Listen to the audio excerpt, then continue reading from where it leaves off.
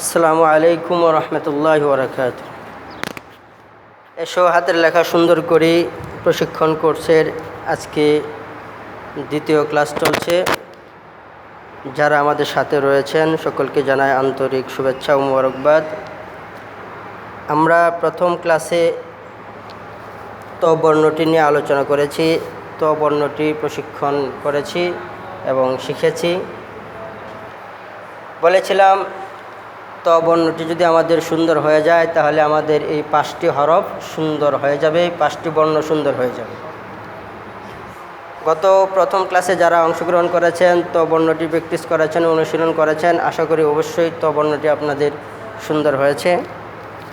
আজকে আমরা দেখব এই ত বর্ণ দ্বারা এই 5টি বর্ণ কীভাবে লিখতে হয়। আমাদের যদি অবশ্যই ত বর্ণটি সুন্দর হয়ে থাকে তাহলে এই 5টি বর্ণ আমাদের সুন্দর হয়ে যাবে ইনশাআল্লাহ।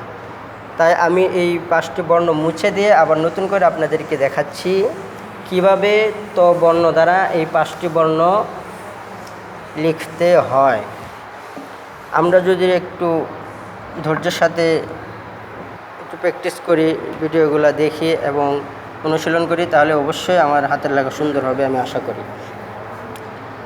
কারণ হাতের লেখা জীবনের একটা অনেক গুরুত্বপূর্ণ বিষয় এবং জীবনের একটা সাইড বা একটা পর্ব।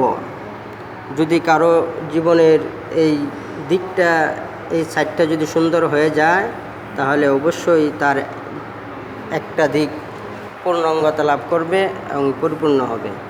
কারণ হাতের লেখার বর্তমানে অনেক গুরুত্ব। অনেক জায়গায় সুন্দর হাতের লেখার শিক্ষক খুঁজে পায় না, শুধু হাতের লেখার জন্যই শিক্ষক নিয়োগ করে, ছাত্রদের হাতের লেখা সুন্দর করার জন্য। আমরা যদি ছাত্র হই বা শিক্ষক হই, আমরা যদি একটু কষ্ট করে ধৈর্যের সাথে আমাদের হাতের লেখাটা সুন্দর করে নেই, আমাদের জীবনের একটা সাইড ইনশাল্লাহ পূর্ণতা লাভ করবে। তাহলে দেখুন তটা আবার আজকে একটু দেখিয়ে দিচ্ছি, তারপরে দেখাই কিভাবে আমরা ত দ্বারা 5টি বর্ণ ইনশাল্লাহ লিখব। এই যে দেখুন ত, এইভাবে একটা গোলবৃত্ত দিয়ে উপরে টেনে নেবেন। হ্যাঁ, উপরে নিয়ে এই যে এখান থেকে আবার এইভাবে নিয়ে এভাবে ছেড়ে দিলেই কিন্তু ত হয়ে যায়। এই ত থেকে আপনি স্বর ও লিখবেন, এখানে ধরে নিচে একটু টেনে উপরের দিকে আপনি উঠিয়ে দিবেন, তাহলে আপনার স্বর ও বর্ণটা হয়ে গেল। এটা হলো স্বর ও। এখন আপনি যদি স্বর আ লিখতে চান একেবারে সহজ, এখান থেকে নিয়ে এভাবে নিয়ে আপনি এইভাবে ছেড়ে দিলেন, স্বর আ হয়ে গেছে। ঠিক আছে তো ইনশাআল্লাহ। এভাবে আমরা যদি ত বর্ণটা লিখতে পারি তাহলে স্বর ও স্বরায় আমাদের দ্বারা লেখা সহজ হয়ে যাবে এবং আমাদের লেখাটা সুন্দর হবে। তারপরে দেখুন হ্রস্ব ই দীর্ঘ ই আমরা কিভাবে লিখব। এই দেখুন ত লেখার মতোই আমরা প্রথমে লিখব।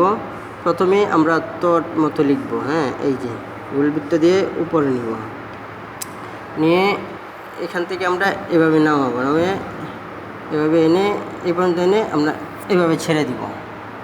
ছেড়ে দিয়ে আমরা উপরে একটা রস্যের চিহ্ন দিয়ে দিব। রস্যই হয়ে গেছে। হ্যাঁ, একটু খেয়াল করুন। এই যে আবার আমি একটু দেখাচ্ছি, দেখেন এই যে একটা মাত্রা দিলেন, মাত্রা দিয়ে তোর মতো আপনি প্রথম করবেন, উপরে টেনে নেবেন, বাম দিক থেকে উপরে টেনে নিয়ে এইভাবে নিয়ে এই পর্যন্ত এনে আপনি এভাবে শুধু ছেড়ে দিবেন। ছেড়ে দিয়ে উপরে একটা রস্যের মাত্রা দিলে আপনার রস্যই হয়ে যায়। এইভাবে আমরা রস্যইটা ইনশাল্লাহ ত বর্ণ থেকেই সহজে আমরা লিখতে পারবো। এরপরে দীর্ঘ ই দেখেন হুবহু এভাবে তোর মতো একটা মাত্রা দিবেন, মাত্রা দিয়ে ত লিখবেন, উপরে একটা টান দিয়ে নিয়ে তোর মতো প্রথমে এতটুকু আনেন, এনে পরে এভাবে সোজা আনবেন, সোজা এনে এখানে ত লিখতে চেয়েছিলাম তো দেখাচ্ছি।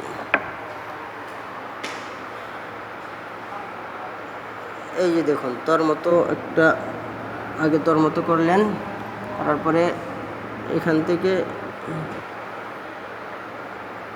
এভাবে আনেন, সোজা একটু নিচের দিকে এনে এই পর্যন্ত টেনে নিয়ে এভাবে ছেড়ে দেন, মাত্রা যখন আসবে দীর্ঘ ইনশাল্লাহ হয়ে যাবে।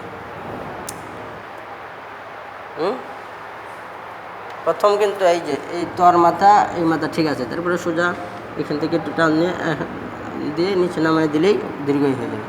যেমন এই যে প্রথমে যদি এই যে হ ছিল আরেকটা না, এই যে তো লিখে টান দিলেই হয়ে যায়। এবার নিচের দিকে এই মাথাটা দিবে, এই মাথাটা দিলেই এখানে আপনাদের তখন এই দীর্ঘ এই হ বর্ণগুলো আপনার লেখা সহজ হয়ে যাবে।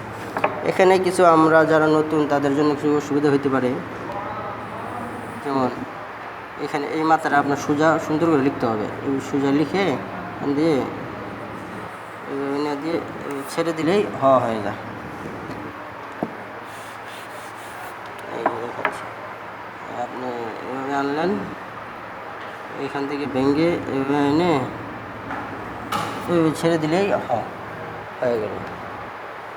তবে আমরা একটা ভুল করি, এই দীর্ঘ এটা লিখতে গিয়ে আমরা ভুল করে, দেখেন কি ভুলগুলো করি আমরা। দীর্ঘ লিখতে গিয়ে অনেক সময় এই যে অনেক সময় আমরা দীর্ঘ লিখতে গিয়ে এইভাবে টান দিয়ে এইভাবে দিয়ে দিবি না, এটা একটা।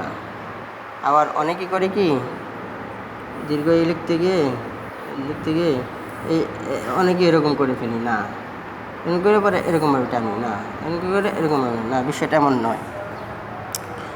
বরং আমাদের লিখতে হবে কোথায়, ওই টানটা দেখুন, টানটা সোজা একটু মোটামুটি করতে হবে। যেমন আমি দেখাচ্ছি, এই যে দেখুন, টানের ঠিক রাখতে হবে। এই যে একটু হালকা নিচের দিকে আসবে, সোজা আসতে হবে, সোজা এনে আপনি এই সোজা নিতে হবে, এইভাবে ছেড়ে দিতে হবে। বুঝতে পেরেছি এই বিষয়টা? বেশি নিচের দিকেও করা যাবে না, আবার বেশি এদিকেও করা যাবে না, বরঞ্চ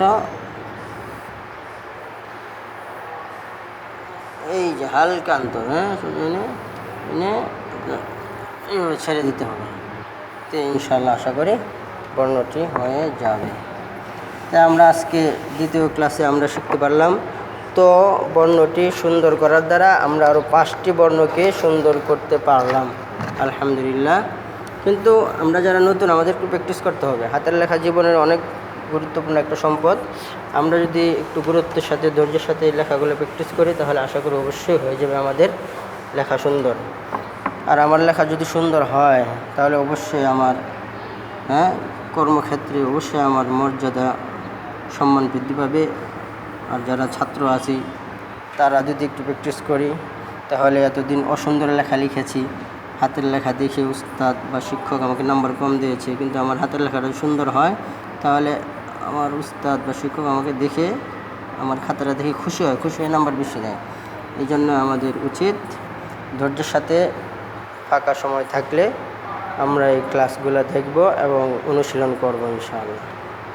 ঠিক আছে? তো তাহলে আজকে আমরা এই ত বর্ণ দ্বারা আরও 5টি বর্ণ আমরা সুন্দর করতে পেরেছি। আশা করি আমাদের এই ক্লাসগুলো অবশ্যই অনেক উপকারে আসবে। এই যে একদম সহজ, আপনি তোরা লিখুন, প্র্যাকটিস করতে হবে। তোরা লিখে এইভাবে টান দিয়ে দেন, বাস হয়ে গেল। এরপরে দেন এরপরে এই পর্যন্ত এনে আপনি যদি এইভাবে দেন, দীর্ঘই হয়ে যাবে। এরকম কঠিন কোনো বিষয় না, একটু মনোযোগের সাথে টানগুলো দেখে আমাদের শুধু প্র্যাকটিস করতে হবে। ঠিক আছে? আজকে দ্বিতীয় ক্লাস এই পর্যন্তই। আসসালামু আলাইকুম রহমতুল্লাহ।